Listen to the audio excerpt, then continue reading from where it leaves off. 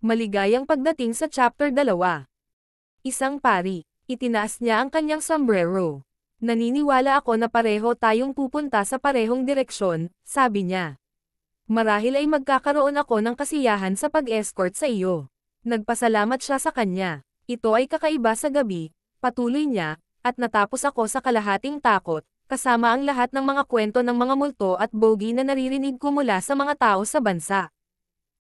Naiintindihan ko ang iyong pangamba, sabi niya, lalo na sa isang gabing tulad nito.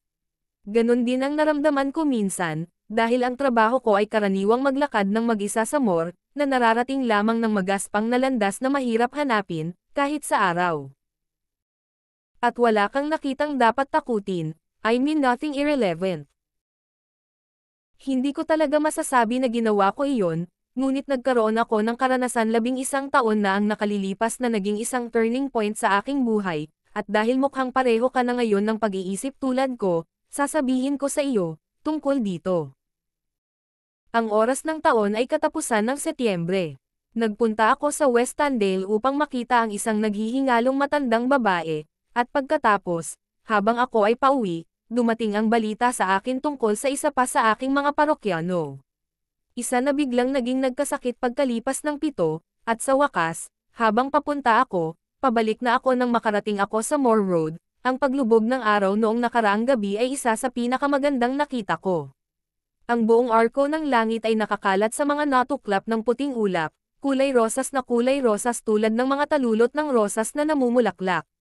Ngunit noong gabing iyon ay nagbago ang lahat. Ang kalangitan ay ganap na maputlang kulay ng slate, maliban sa isang sulok sa kanluran, kung saan isang manipis na hiwa ang nagpakita ng huling kulay ng saffron ng paglubog ng araw habang naglalakad ako, naninigas at nasa ilalim ng paa, bumagsak ang aking sigasig. Ito ay tiyak na kapansin-pansin sa pagitan ng dalawang gabi. Maganda, puno ng pag-asa, ang mais ay nasa bukirin pa rin na sumisira para sa mas magandang panahon, ang mga araw ng taglagas at taglamig ay napakadilim na darating, at pagkatapos sa pakiramdam na ito ng matinding depresyon ay idinagdag ang isa pang kakaibang pakiramdam, na ikinagulat ko sa pamamagitan ng pagkilala ito bilang takot. Hindi ko alam kung bakit ako natatakot.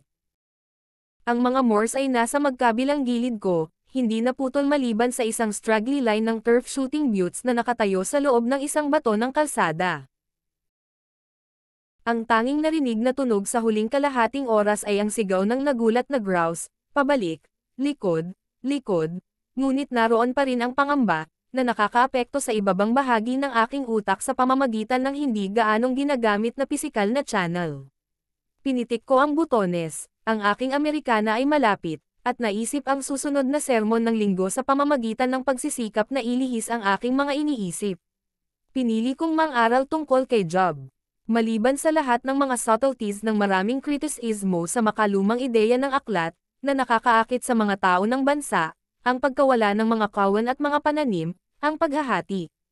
Kung ako nilunod ko ang sarili kong lupain 3 linggo na ang nakakaraan, hindi ako mangangahas na magsalita, at mawawalan ako ng kasing dami ng sinumang tao. Sa tingin ko, habang naglalakad ako sa kalsada na inuulit ang unang kabanata ng libro, huminto ako, sa 12 taludtod.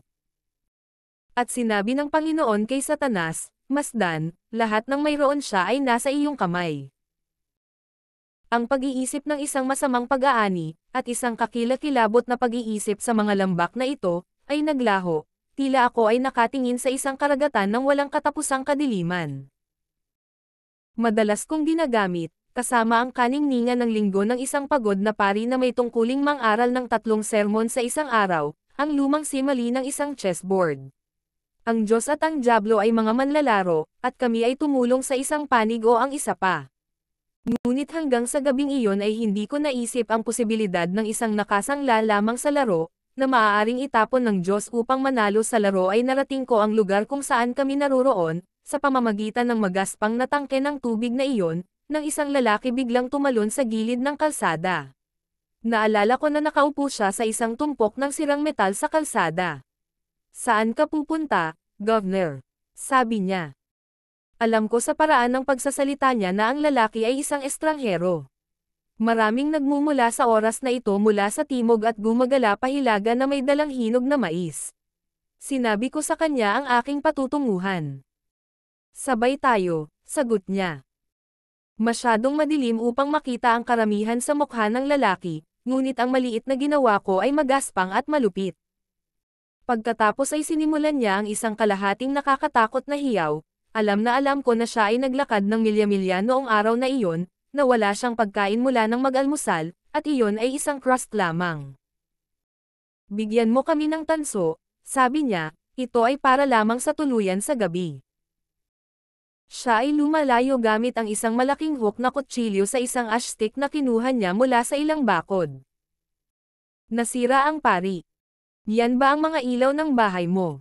Sabi niya. Mas malapit na tayo sa inaasahan ko, pero may oras ako para tapusin ang kwento ko. Sana, dahil ilang minuto lang makakauwi ka na, at ayokong matakot ka habang nasa labas ka.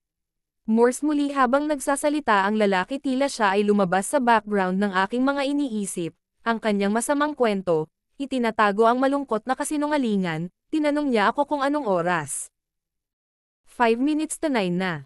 Nang magpalat ako ng relo ay nakita ko ang mukha niya. Nag-igting ang kanyang mga ngipin, at ang ningning sa kanyang mga mata ay sabay na sinabi sa akin ang kanyang layunin. Alam mo ba kung gaano katagal ang isang segundo? Para sa isang third ng isang segundo tumayo ako nakaharap sa kanya, puno ng isang labis na awa para sa aking sarili at sa kanya, and then without warning nasa ibabaw ko siya. Wala akong naramdaman. Isang kislap ng kidlat ang dumaloy sa aking gulugod. Narinig ko ang mapurol na pagbagsak ng isang hola ng abo, at pagkatapos ay tulad ng tunog ng isang malayong batis ay nanood ako ng may perpektong kagalakan sa loob ng 1 minuto habang ang mga ilaw sa bahay ay dumami hanggang sa ang buong langit ay nagliliwanag, may kumikislap na mga ilaw. Hindi ako maaaring magkaroon ng mas walang sakit na kamatayan.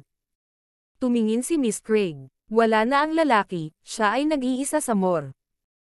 Tumakbo siya papasok sa bahay. Nagngangalit ang mga ngipin, bumangga sa solidong anino na tumawid at tumawid sa bulag sa kusina. Pagpasok niya sa bulwagan, tumunog ang orasan sa hagdan. 9:00 na noon.